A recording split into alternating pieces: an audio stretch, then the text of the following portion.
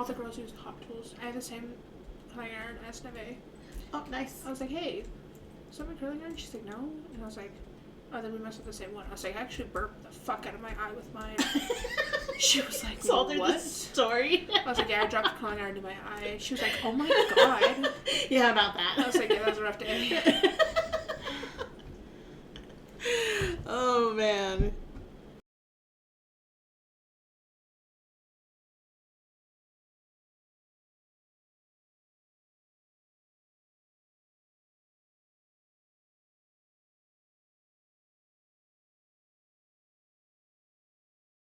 Hey everybody, welcome to a new episode of Smile Girl Don't Be Nervous. Hi! I am Juana, I am the mom. And I'm Esperanza, I'm the daughter. Awesome. Ow, that was my ankle. Good lord. Dude, we've been on camera for like 2.5 seconds and you're already breaking down on me. Good. Nice to meet you. Nice to meet you. The tea's really hot. Yeah, it is. It's so good though. It's hot. Oh, I put lavender in mine. I didn't put lavender in yours. You said you just wanted vanilla. So this episode, we are honoring Hanukkah and Pearl Harbor Remembrance Day. And those actually, ironically, both fall on December 7th. I think I knew that. I totally did not. I looked at the calendar and I was like, do I have this right? Yeah, I think I knew that. So we are in blue and white. I don't have white. Well, you don't have white. Well, I threw on the white necklace just to include the white because I don't really have a whole lot of labor. Yeah. All right, so remember to like, share, and hit the bell for notifications for when our episodes drop. By the time this episode drops, we should, for real, be on time now. I've been working really hard in getting back on track with everything. I just spent 2 whole days working on glammy stuff, and then I've spent about 3 days getting everything on track for your backpack. Okay. Getting everything back on track for Smile Girl Don't Be Nervous. So we will be, you should have notification of the winner by now, by the time this episode drops out. Totally check out our Facebook, follow our Facebook in order to know who won and when the drawing will be and stuff like that. We actually talked to Shauna, so big shout out to Shauna over at Glammy Jane's Designs on getting a cup designed specifically for Smile Girl Don't Be Nervous. So I'm super excited about that. So big shout out to her. Go follow her Facebook page. I know we're gonna have merch and stuff, and what a perfect collaboration because then we can get hoodies too. Yeah. Because I am a big hoodie fan. You like her shirts. I like her shirts and her crew necks. Yes, yeah. I am a hoodies fan the whole way. Yeah. So, if you want some Smile Girl Don't Be Nervous merch, go hit up Shauna and send her a message and let her know. You can message her on both Instagram and Facebook. She's more on Facebook though. At Glammy Jane's Designs on Facebook. Go follow her. Let her know that you want some smile stuff, and she'll get you hooked up. She's got great prices too, so. So trigger warnings and advisories for this one. This one is going to be another pretty heavy one because we are going to be talking about death and mourning in this particular one based on the quote that we're going to cover. So if you need some time, if you need to disclose, once again, like we say on every episode, if you need to disclose, please find an adult in order to do so, so that they can get you the help that you need. It takes some extra time if you are going through. I forgot highlighter. I'm wearing highlighter. Huh? I'm not wearing highlighter. Go ahead. I need a spoon too. I'm really not prepared. No, you're not. So it takes some time if you need a minute to during this episode, and then please come back. There's a lot of really helpful information in this particular episode that I think will help lots of people, even in our small core circle that we have. Yeah. So, the quote that we're covering today is coming from Betrayed. We think we have a couple more in this book, and then we'll be on to Chosen next. So This one was fast. this one was fast. This one was a lot of story, and didn't really have a whole lot of, of course they always have lots of quotes, lots of different scenarios that went on more in this book as opposed to quotes. A lot of growth happened in this book. So this particular quote is, death is more difficult if it goes unacknowledged. So just a little context about this quote. Spoiler alerts also.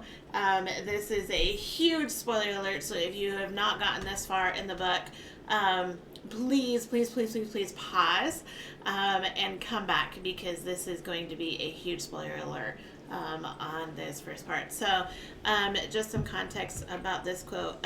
Stevie Ray, who is Zoe's best friend, has just passed away. She passed away, I believe they were in Lenobia's stables, the horse stables, and Zoe was there with her through the whole time, and Zoe was holding her, and Stevie Ray's in her arms, and so of course they bleed out when they do die. So That's awful. I know it's a horrible way to go, but Neferet is there to help alleviate some of that pain, right? Okay. So Stevie Ray's just passed away. Zoe is in her room and has cleaned up afterwards. The nerd herd is there with her, and she kind of sends them all away. So Zoe's on the phone with Grandma Redbird, because Grandma Redbird called because she knew something was wrong, because they have that connection. In their conversation, Grandma tells her that death never makes sense when it happens to the young, and that is so true. Zoe says she's upset that the House of Night takes all their items and that they're treated like speed bumps, just something to pause about and then go on. And then Grandma Redbird says that seems short-sighted, and then says this line. So, according to the House of Night, protocol, for lack of a better term, when a Policy? fledgling dies because their body has rejected the change, what they will do is they kind of have a cleanup crew. So they have people that go into where they were staying, into their dorm, and they will take all of their belongings. They will clear out all of their locker, and then they have a short moment of silence, and then they move on like nothing ever happened. That's it. That's it. It your friends, you're oh, but sometimes we accept the change, sometimes we don't. And that's how they handle death over at the House of Night. And so Zoe is talking to Grandma Redbird and telling her, I don't agree with this. And for rightfully so, right? Especially when these kids become your family, right? Because you lose your entire family when you go to the House of Night. You're legally emancipated, so you don't even have parents when you go there. And you can go there from... I think it would be a freshman. So a freshman in high school. So can you imagine being a freshman in high school and not having your parents? Legally emancipated, you're on your own, you get to make all your own decisions, and that's it. That's all. And here's your new life. Bink. In a whole new building. Bink. And what are you, 13, 14? 14, 15? Let's see, freshman. So what is that, 9th grade? Yeah. So I was 14, 15. Okay, so I graduated 17, 16. Yeah. Mm-hmm. Yeah, you just turned into a teen. Mm-hmm. And they're look, there you go. And here you go. You get to make all of your own decisions now. So good luck. We'll see you later. I'll see you once a month at parent-teacher night. Yeah. Right? What? Mm-hmm. And so she's obviously struggling with this a lot. I mean, rightfully so. So... the article that we are going to talk about is titled On the Appropriateness of Grief to Its Object by Matthew Ratcliffe, Louise Richardson, and Becky Millar. This was published in the 2023 Journal of American Philosophical Association, pages 318 to 334. So, of course, we always have to start out with some definitions. So, grief is, okay, either the event of the death or that person's being dead, or do we grieve over the loss of the relationship? So that's like the beginning question that this article asks. So when we grieve, are we grieving the event of the death, or are we grieving that the person is like has actually died, or are we grieving over the loss of a relationship? So what would be your answer to that when you're grieving? Which one of those do you think it would be? Or is it a combination of all of them? Or like 2 of the 3? I've never really like, recently I've had some hard losses. Yeah, we talked about those in the past couple episodes. You've had some pretty hard hits. Yeah, but like,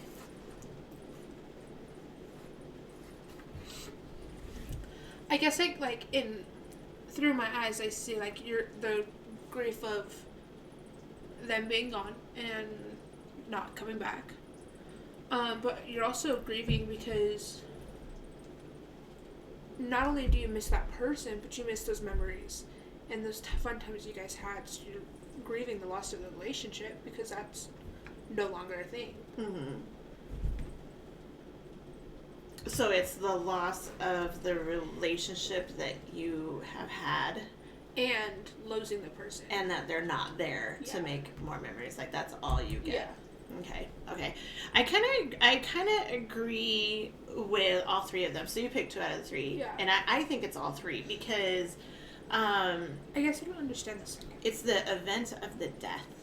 Like, sometimes the consequences that you lose someone, or that you lose someone, is very tragic. Right? Like Kenzie's? So, yeah, like, baby girl was what, 12? 13. 13? No. You know? 14. And, you know, like Grandma Redbird, you know, oh, man. Being young. It doesn't make sense when it happens to the young. Right? Yeah. So, to start off with that, so the event, like the circumstances around someone's death, you know, if they've got some kind of mental illness, or, you know, a tragic accident, or some kind of addiction, or, you know, like, there isn't, I think the only one that I would be okay with is, you know, your grandma passed in her sleep. You know, I'd be like, good for her. Great. Okay. She felt no pain. Whew, you know, like, that's probably the only thing, and honestly, like, swear to God, that would be, like, what I would want to do. Yeah. Is I would want to be in my sleep, to be like, okay, like, I'm out, like, let's do this, you know. Trini did. Yeah, Grandma Trini did. Yep, she passed away in her sleep, but she did not pass in good circumstances. Yeah, she was still not at peace. Yeah, and that was where I came away from the little bit of the rest of the family that I did have contact with. Yeah, because that was handled terribly. Yeah. So I just zoned out really bad, but I was still in the conversation. I'm so sorry. That was a thing for me. Like, that was not that I mourned her a lot, because we were not close at all. Right. But I was very angry with that, and that was probably part of the grief process. I think even like there doesn't have to be a complete loss in order to grieve. You know what I mean? Right. Like with my accident, nobody lost. Like, everybody's still alive. Everybody's good. Mm-hmm. That shit was tragic. Right. Like, but, like, you really lost who you were before the accident, right? There was a clear before and after. Yeah. Like, who you were. Right. So you were kind of grieving just the loss of you. Right. And, like, being like, oh my God, like, I'm dead. And then you get your hearing back and you're like, oh fuck, like, no, like, I need to get up and do something because I'm not dead. Right. So. Right. And I have 3 little girls behind me screaming my name. Right.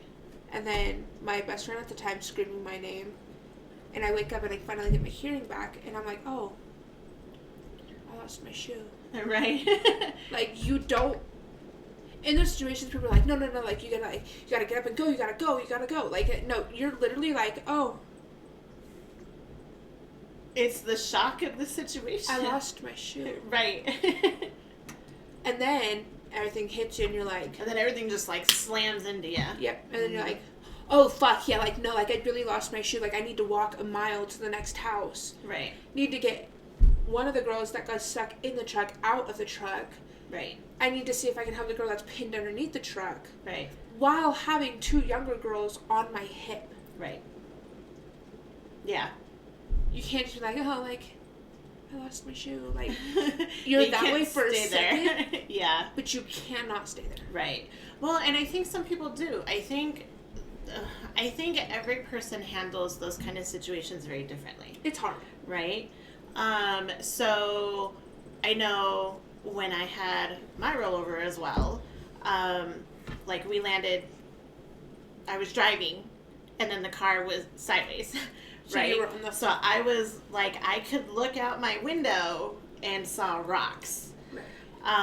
And I don't know how that window didn't break. So glad it didn't.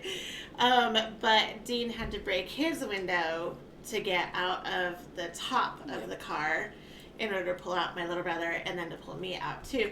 And I was just like, the only thing that I could remember was like, oh man, like I knew we were going to hit. I was like, we're going to hit. And then we hit, and I don't remember how many times we rolled, and I want to say it was like 2 or 3. And then I remember Dean saying, Juana, baby, come on, we gotta go. And then I'm just like, and then I was just like, oh my God, like, okay, yeah. And then I looked, and I saw that, like, the car was on its side, because I saw that I was on the ground. And then I was like, okay. And then he's like, Juana, baby, come on, we gotta go. Come on, Juana, we gotta go. And then I was like, get the baby. Because I was just like, immediately, you know, when you come to, you're just like, oh my God, is everybody okay?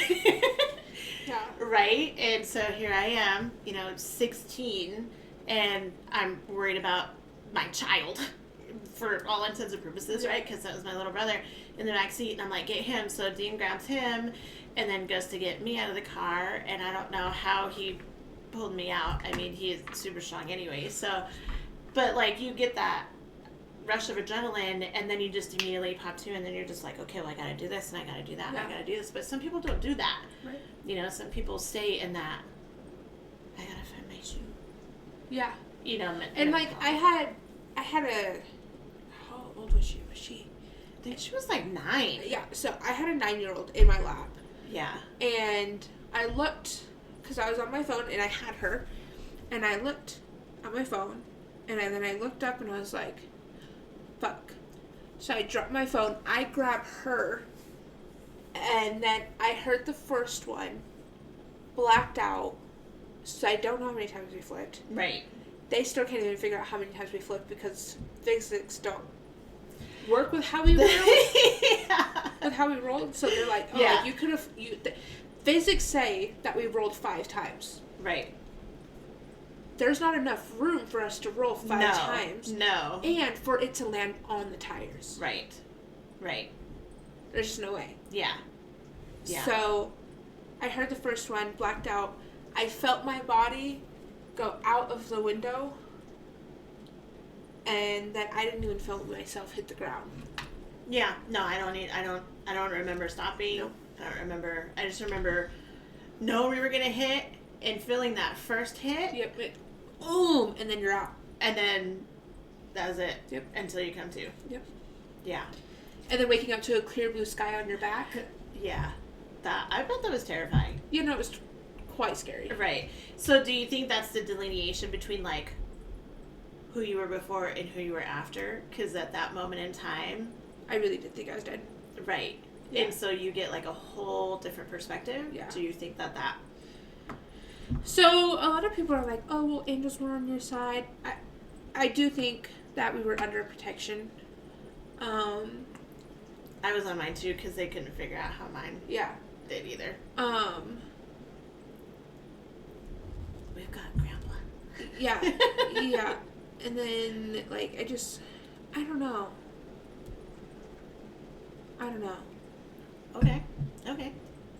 there is a definite distinct of who I am as a person from that day to this day. Right. Because, like, I wouldn't say I feel like I'm invincible now, but, like, I'm like, well, like, that didn't kill me, so what else will? You know what I mean? Maybe that's manic. Oh, well. But, like, I think that's part of processing through it, you know? Right. And, like, before I used to be like, oh, no, that'll get me hurt. Like, yeah, you were super cautious before. Yeah. Mm-hmm. And, like, I still am I mean, not, like, bit. super cautious, but you were... I was a good kid. Yeah. But, like, and don't get me wrong, I still am cautious, but, like, I'm like, bro, that sounds fun. Yeah, so in talking about that event, like, I think each one of those, I think they grouped the first two together and then the second one, so I think there's supposed to be two, but I see those as three very distinct things. Nice. You need a bib? I'm not sure. Don't mind her. Sorry. This is normal for us. Sorry. So I hope everybody out there can relate, because this is why we don't wear white. This is why we don't have a whole lot of white things, because we're a mess like 99% of the time. So so I see each one of those as a very distinct thing. Yes. Because each one of those things you can definitely grieve over, Mm-hmm. right? So the definition of grief in this article is the anguish experienced after significant loss, usually the death of a beloved person. So grief often includes physiological distress, separation anxiety, confusion, yearning, obsessive dwelling on the past, and apprehension about the future, which all makes sense, right? So there is a distinction between grief and sorrow as well. So that was the definition of grief. So sorrow is the deep distress, sadness, or regret, especially for the loss of someone or something loved, resulting in an unhappy or unpleasant state. Okay, so the sorrow is the feeling. What I got from this is the sorrow is more like the feelings themselves, versus the grief is like the process of it. Yeah. Right? So there's a distinction there. I'm sorry, were you going to say something? No. Okay. Not at all. All right. So, and that's what the next line says, is grief involves a process of some kind, right? Because you have to process it. You have to find a way to process through it. And just like the cycles of grief that we're going to show you a picture of, that it's a circle wheel. It shows it in a circle wheel, but it's not a circle wheel. Right. Like it can, zigzag, and we're going from 1 to 7, or we're going to 7 to 3, or we're going to 3, to 2, Right. or, then we do 1, 2, 3, 4, 8, you jump from different things, and certain things trigger different things. So you get different feelings at different times, and it could be a day later to a week later to 17 years later, and you're still, jumping to a different stage. So I know, like, when I was going through that stuff with Kenzie, like, so it says obsessive dwelling on the past. Mm-hmm. And I know, like, the last time that I talked to Kenzie, we had gotten into a huge fight. Right. Yep, we had discussed this in episode... And, like, I don't remember, but... Like 2 ago, I think. Yeah, so, like, and I kept bringing it up. I was like, I was so mean to her. Mm-hmm. But, and I put that on me, like, okay, like, you didn't have to be a bitch like that. Like, you could have said that so much nicer. But then, like, I go back and I'm like, no, like, I wasn't even really mean. I was just standing up for myself and what I wanted. Mm-hmm. And taking back things that were mine. Mm-hmm. And then it started a fight because it wasn't what they wanted. Right. So, like, and I think about that and I'm like, okay, like, maybe I could have said some things nicer. Maybe they could have said some things nicer. Maybe, like, I could have been like, okay, like, clearly we are not understanding each other right now. can we take a step back from this for today and come back at it at a different time? And then that would have helped my regret. But honestly, I don't regret it because I was standing up for myself. Right. That sucks that it was our last conversation, but that's not I can't control that. Right. So yeah. Your eyeliner looks amazing. Thank you. Sharp enough to catch somebody, I'm telling you. You know, I was kind of bitching Cheyenne this weekend. Just saying. It wasn't that I wasn't listening to your story. I think that is absolutely true, because you took the time to process through that. So it wasn't that you were obsessively thinking about it. I think it was your way of processing through it. And I think that is where the lessons come in. Yeah. With death. I truly, truly, truly think that there's a lesson in everything You are that so we do. sparkly. And thanks. Did you say always, or am I just so sparkly? You're just so sparkly. Oh, yeah. Well, it's my sparkling personality. Oh, Jesus. I was being literal. Like, you actually have glitter all over you. Sorry. I couldn't say that with a straight face. I'm so sorry. I don't mean to, like, burst your bubble, but, like, you are literally just glittery right now. And I'm so fucking cold. Yeah, there's some cold air that blows through that vent sometimes. But the thing with that is I firmly believe that each situation that we go through is a lesson. Yes. That, we need to learn. So that was a lesson for you to step back and be like, okay, like, we have that role with our family, right? We never know when we're going to see each other again. So we always say, I love you, no matter what. Before we leave and before we separate. It's always, I love you. I mean, we are beating the shit out of each other. Not like beating the shit out of each other, but like we're a physical family. So, we're like manhandling each other. And we're, Anthony squeezes our little heads. I was getting really bad headache. But he's always like, yeah, love you. Love you too, bro. Right. And so that's just the thing. So you already knew how to do that, right? But you didn't use it in that instance. Right. And so that is just a lesson, Yeah. And so it's just something that you needed to process through. Yeah. So, so how one grieves over a death, in part, determines the manner and extent to which the deceased was integrated into the structure of one's life. Okay. Did you understand that? Not a damn word. Okay. So how you grieve someone's death is going to be different than how somebody else grieves their death based on how involved they were in your life. Okay. So say we are going to use Snuggles. I pray nothing happens to her because let me tell you what, I'm going to be a fucking mess. Yeah. That's going to be rough. If that happens, okay? But when she passes, right, I am going to be inconsolable for a long time. Yeah. Right? Okay. But her death is going to be very different for you. Yeah. Just like it's going to be very different for Anthony. Right. Right? So it depends on the relationship that you have with the decedent. Okay? So, it determines how integrated they were into your life. Right. Okay? Does that make sense? Yes. Okay. So, the relevant activities no longer make sense. So, the things that they have to work through is that the relevant activities don't make sense, right? They're day in, day out. And their potential presence is also anticipated in various circumstances, right? So, say, okay, so we've got a really close friend, okay?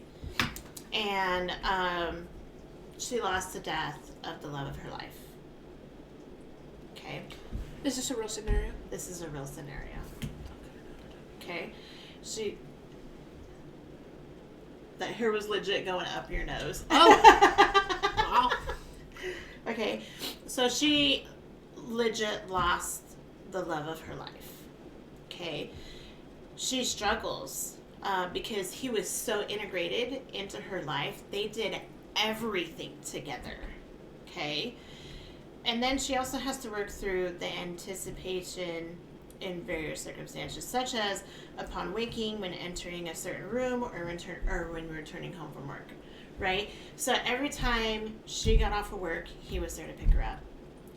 Every time she came home from work, if he didn't pick her up, he was there playing music.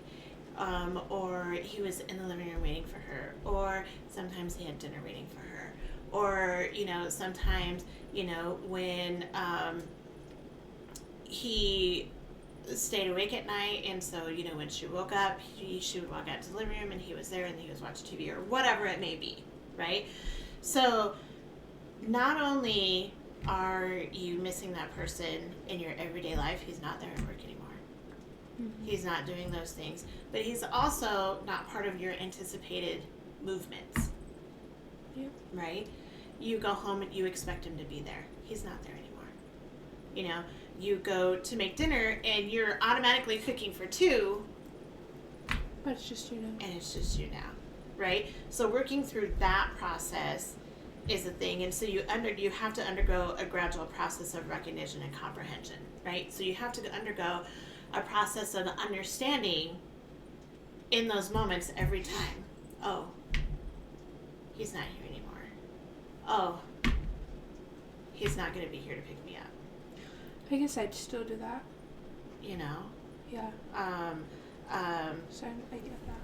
Yeah. And so it's, when you look at it that way, you're just like, it makes more sense, the grief process, as opposed to, dude, like, they passed away like a year ago. Like, what is going on? Why are you not together yet?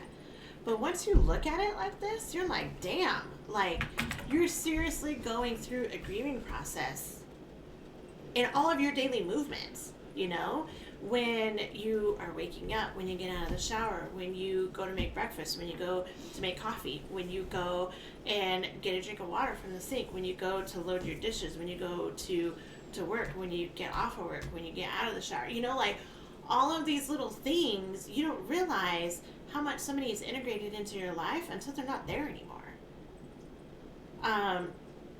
I feel like we also go through this process, scroll side note, when we go through breakups. Yeah. When we've been with somebody for an extended period of time. And it doesn't even have to be that long. Right. But they're just so integrated into your life. And so that becomes a grief process as well. That's what I was thinking, especially with my recent breakup, like, and I've told you this, like, I can't just text him and be like, hey, I'm going to take a nap, mm-hmm. or hey, I'm going to start recording, mm-hmm. And that's what I used to do. Right. All the time. And then literally just all of a sudden cold turkey. Like, right. And it just nothing. It fucking sucks. It does. Because you have to go through that grief process. Yep. So you have to learn how to redo everything again. It's just like walking all over again, like, how do I do this? How do I cook for one person? How do I not send a message? How do I not call him as soon as I get off of work? How do I do these things? How do I just make coffee for me? Like, that's hard, and that's super hard. So I really hope that this particular podcast really gets everybody to understand that pain and imagine that, so that you could give just a little bit of understanding to whomever in your life is going through that grieving process, for sure. Yeah. So there was a memoir, I can never say that word correctly. Memoir? Yes. Called The Year of Magical Thinking, written by Joan Didion. How can you not say that word when that's all we ever did in legal school? What? Memoirs? Memoir? I don't know. Because I know how to write it. I don't know how to say it. That's a problem. So her memoir, called The Year of Magical Thinking, thoughts and activities were often at odds with the reality of his death. So she had lost her husband, and so she explains in this short little excerpt. Man, words, I am struggling today with words. I am so sorry. So in this little snippet of her memoir, I'm gonna keep trying, damn it. Oh man. She talks about the loss of her husband and seeing her husband's items there. Okay. I could not give away the rest of his shoes. I stood there for a moment, then realized why he would need shoes if he was to return. The recognition of this thought by no means eradicated the thought. Ongoing tension between certain thoughts and the reality of death. So, I'm sorry. So that was the recognition of this thought by no means eradicated the thought. So, she's seeing his shoes, and she knows he's not going to need them. But her mind alters it, and it's like, well, like, if he comes back, Then he might. he needs shoes. He needs shoes.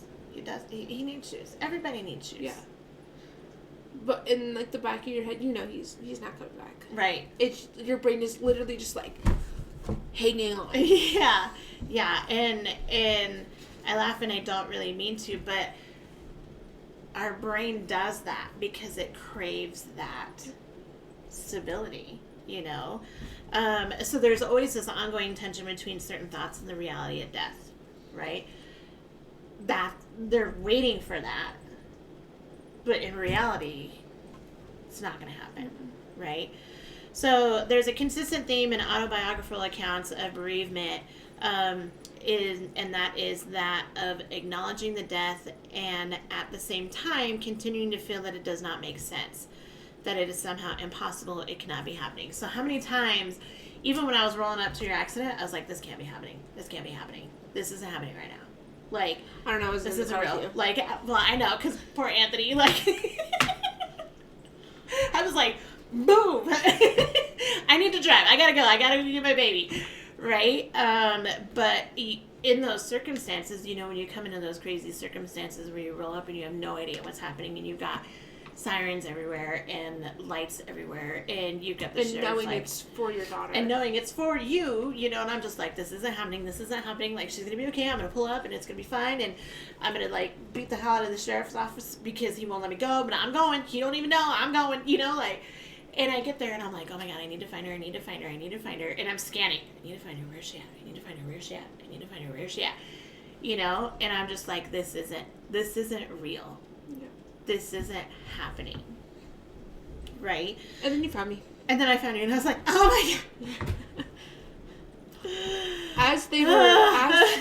As they were putting airbags underneath the tires from Abby, I didn't even notice anything else that was going on. I found baby girl first, the one that you held. Mm-hmm. And she's like, oh my god, hi. And I was like, oh my god, are you okay? And she's like, my dad's gonna be so mad at me. And I'm like, instant, you know, mom, you know, social worker mode. And I'm like, oh my god, why do you think he's gonna be mad at you? Because we rolled the car. And I'm like, that is the last thing he is gonna be worried about at this point in time, baby girl. I tell you, he's gonna be so happy that you're safe. Come here, you know. And then instant mom mode, you know. And then I'm like hugging her, like trying to find you, like, you know, and talking to you, and it was just like a thing. Mm-hmm. It was just a thing, right? So another snippet is, in my external world, I lived in the strangeness of a house, his house, our house, where he was not, yet where everything that was his was still in place. The impossibility of that, I think now, his toothbrush and socks next to mine. And so it's just that it's not happening. It's not real because, see, his stuff is still here. Yeah. His stuff is still here. And I think that kind of goes to why Neferet just went in and had the cleaners, like, take everything out. Right. Right? Because if they're not here anymore, then they never existed. It wasn't real. Yeah. It wasn't real. You know, it's straight. Just damn it. It's just a way to help your mind process it and kind of move on, right? So these enduring experiences and practical meanings associated with that person who has died give rise in turn to experiences of conflict or tension. And that's just because your brain isn't processing what's real. Right? So another form of experience associated with grief involves experiencing situations and activities as practically meaningful for others, while at the same time feeling curiously cut off from them oneself. Okay? So does that make sense? Mm-hmm. Okay. So for those of you who need just a little bit of explanation, this goes on to say that it's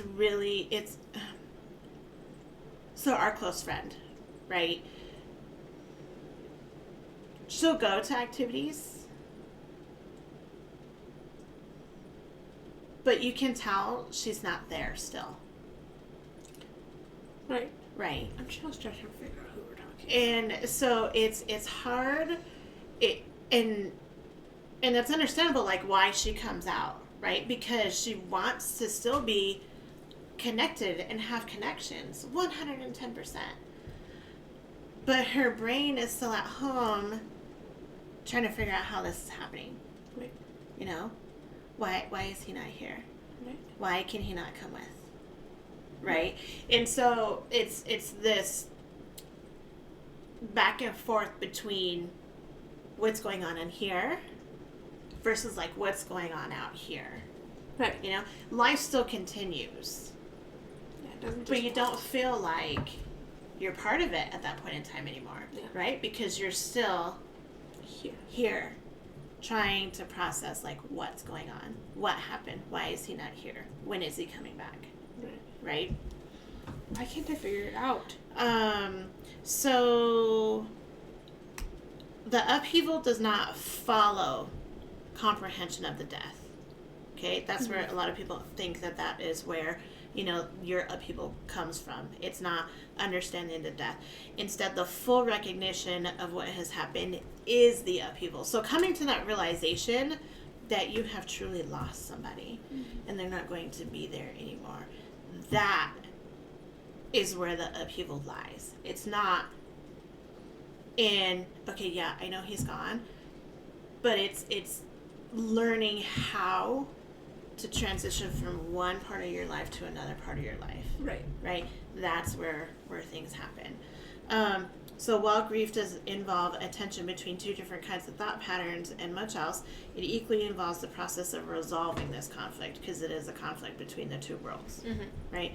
So grief is not just about oneself. It's also concerned with what has happened to someone else. Okay. Rationality of grief is backward looking. It is a matter of whether and to what extent grief is an appropriate response to something that has happened. Okay. So we might retain one or another kind of enduring connection with the deceased. So those, like, I don't have anything from my grandpa. That was probably the biggest death that really impacted me pretty hard, right? So I have a picture of us together that you guys will see. And we were pretty young in this picture. It was me and my brother. Is this sunglasses? Brother. Yep, me and my older brother and my mom and my aunt and my grandpa. And that is the one picture that I have from my Aunt Carol. Big shout out to Aunt Carol. Thank you so much for sending that to me. I appreciate it. And so that is the one thing that I have of my grandpa. And that is so cherished to me. Like it's a thing. It's a thing for me, you know? And then you have a tattoo of him. And then of course I have my tattoo. So and I got that in memory of him. Right, because I needed to see that he was here with me like all the time. Especially since I'm not in Cheyenne anymore and I can't go to the gravesite as much as I want to. And I know every time we do go to Cheyenne together, I'm like, we gotta go see Grandma. Yeah, let's go see Papa. Yep. So, man, I just keep losing my spot. I'm so sorry. Okay, so focusing exclusively on the loss or transformation of a relationship fails to accommodate the nature or extent of one's concern for the person who dies and what that person has lost. So just focusing on one part of that healing process doesn't acknowledge the other part. Right. Does that make sense? Yeah. Okay. So a configuration of previously live and salient possibilities is thus experienced as extinguished without the preceding loss of a concrete object. So that is just saying that, like what we had talked about before, is you lose that relationship in any future memories that you would have been able to make together. So people that go through breakups or divorces or family fallouts or, the loss of a pet, like those are all seriously big things that would cause this grief process, right? Can you tell me a story about a grief process that you really had to go through? I would say Zoe was the biggest one. Oh man. Yeah. I didn't even think about that one. We're gonna post a picture of Zoe. Yeah. That one was hard. That one was fucking rough. So you're gonna see a picture of Zoe. She was the dog that she saved us. Never wanted.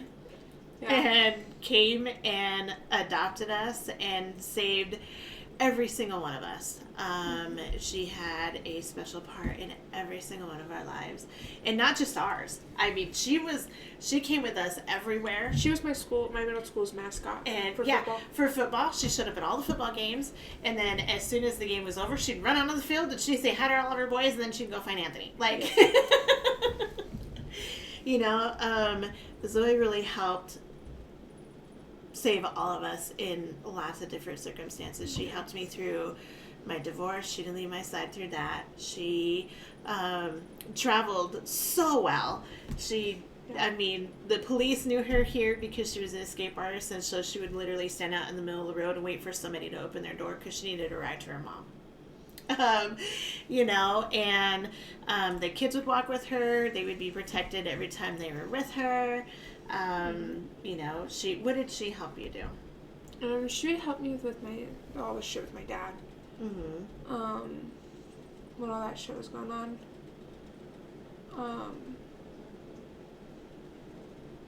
She was a really good soother. Yeah. She was and she just let you hold her and hug her until you were done crying. Yeah, and then she's like, okay, lick. All right, I gotta go potty. Okay, I gotta go eat. Like, yeah, she was amazing. So, and her playing in the snow was just so much fun. Oh my God, just watching it, she was just like in heaven. Yeah. I don't know if I have any of those videos anymore. Highland? Yes. And we taught her how to jump out of the car. Yep. So, do you remember that one time that we were in the dollar store and we were taking too long? Yeah. And our dollar store here has like the automated doors, and so she knew what store we went into because she was so fucking smart. Yeah. She was so smart. She knew we were in there, and we were taking too long. I don't remember why we were taking. We went in there to specifically grab a couple of things. I was like, all right, so we'll be right back. We're only grabbing a couple of things. And then I think we just started, wandering. Yeah. And then she came in. And then we hear her little tag. Yeah. Jingle, jingle, jingle, jingle. And I was like, fuck. And then they're like, you hear, whose dog is that? I don't know. Where did the dog come from? And I'm like, And I hear all this chatter going on and didn't even register until I hear a little jingle of her little and then she does tags. her woof.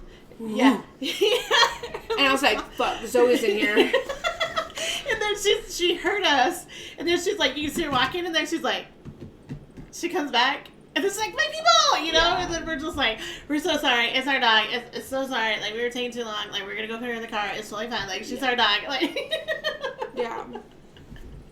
Yeah, she was amazing, but that was a real hard loss. Yeah.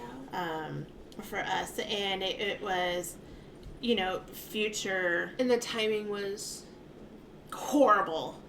Yeah. Horrible. Anthony had just gone out of WBI. Yeah. And then she waited. She waited for her boy to get home. That was. and then it kept going, because then all of a sudden we would show up places without Zoe, and people didn't know. Some people didn't know. And people were like, "Where's Zoe? Where's Zoe?" And we're like, ugh. Yeah. You know, and she still has, you know, a picture on my altar. You know, I was given that for Christmas a few years back. But yeah, that one was hard, and it was, we still asked for her, you know, like, man, I wish Zoe was here. I wish, you know, she could see this. Or I wish she could run out in the snow. You know, we have snow outside, and you know, I wish she could do those things. Or I pass by the dog park from my new job to the Walmart, so every time I pass by, and I'm like, oh man, I wish, you know, Zoe was here, and I'd take her for a walk really quick, you know, before I went home. And you know, and that's part of the grief process. It's mourning all of the things that you still want to be able to do with. Yeah. I remember when we went to put her down, I remember she looked at me and I said, "It's okay, baby. You can go." And she dropped a tear. Mm-hmm. She did. And then she just left. And then she was good. Yeah. And then we were a mess. Yeah. That one was hard. Sorry. It's okay. So, the process as a whole engages with the loss of possibilities, while constituent experiences related to more specific aspects of this loss, which have varying degrees in concreteness. I'm going to keep it real with you. I have no idea what I meant to say here. I think what it is saying is the process of grief as a whole, right, integrates so many different aspects of what did I lose, what happened with this situation, how does it impact my life, the mental state that it puts you in, how you're not quite part of your world anymore. Like, all of that has varying degrees of concreteness, right? It'll impact more in this area today, and tomorrow it'll impact more in this area.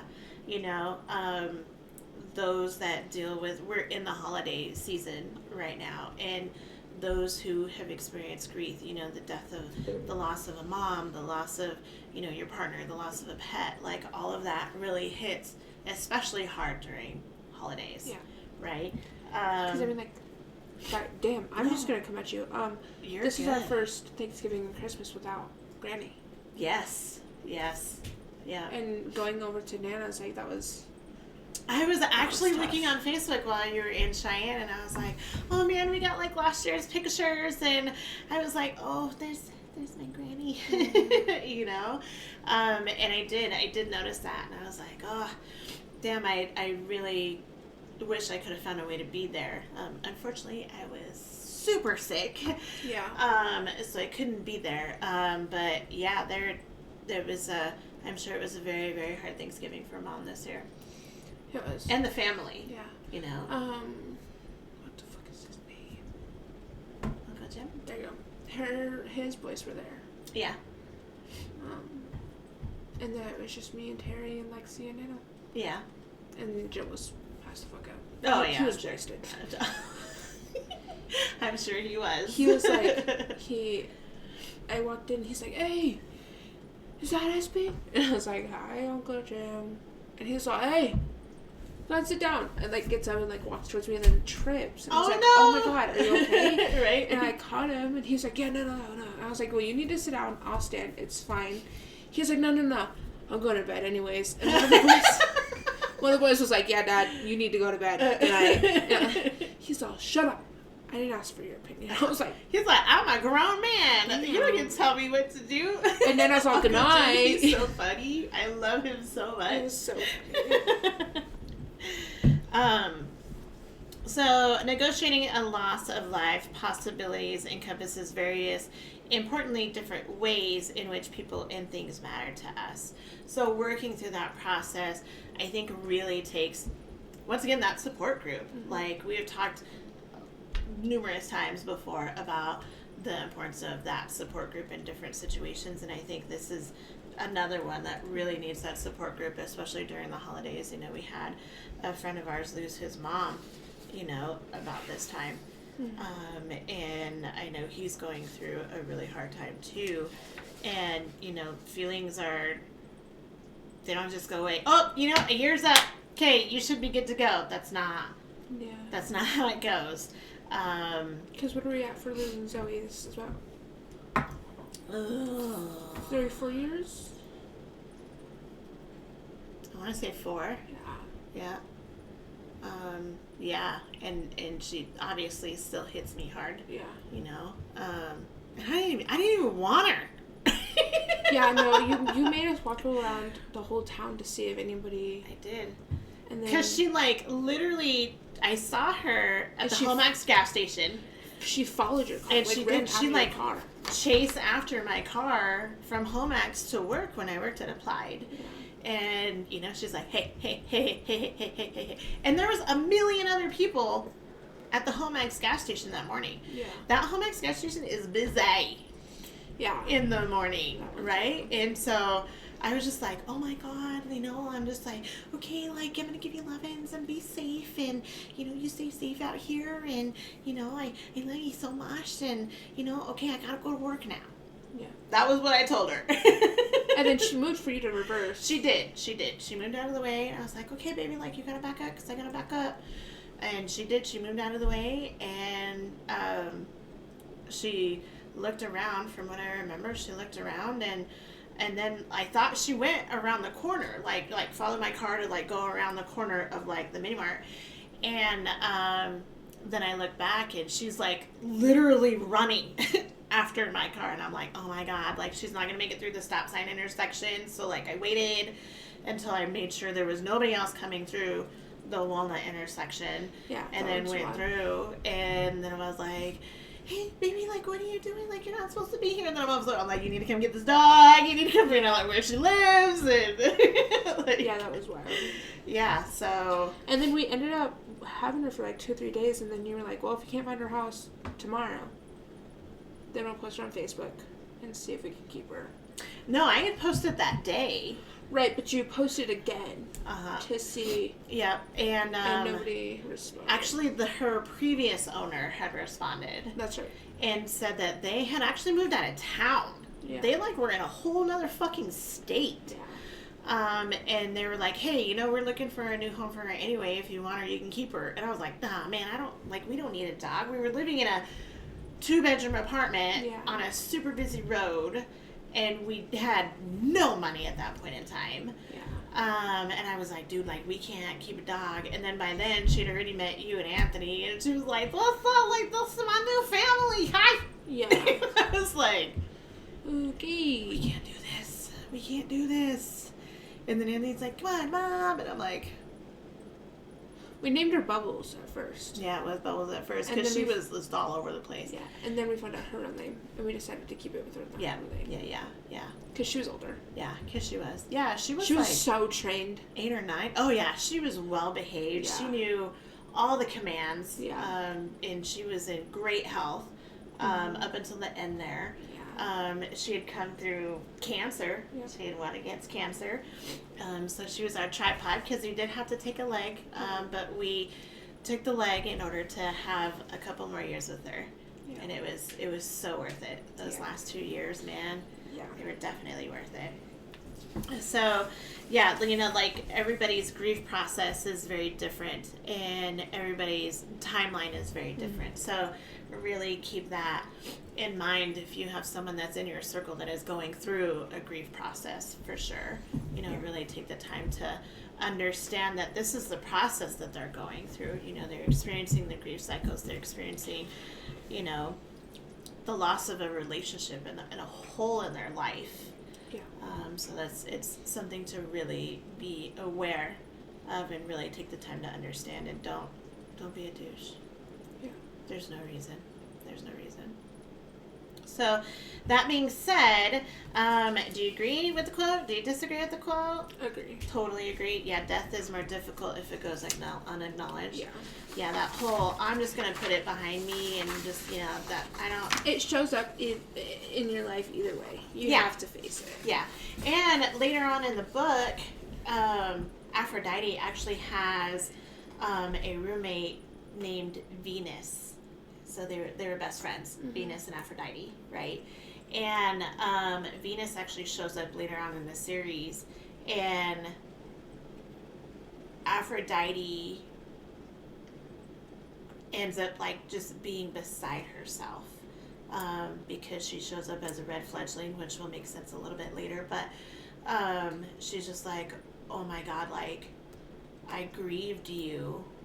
And she kind of has to go through that grief process very quickly when they do come in contact with each other again. So it shows up. It shows up later, 110%. So, all right, so we want to thank Justin Bagg for being a sponsor. Once again, without him, we wouldn't be able to do this show. Thank you for joining us. If you have any questions, comments, concerns, feel free to email or message on YouTube or any of our other social medias. We are found at Smile Girl Don't Be Nervous. Our email is smilegirldon'tbenervous@gmail.com. And come join us for the next episode where we talk about the elements.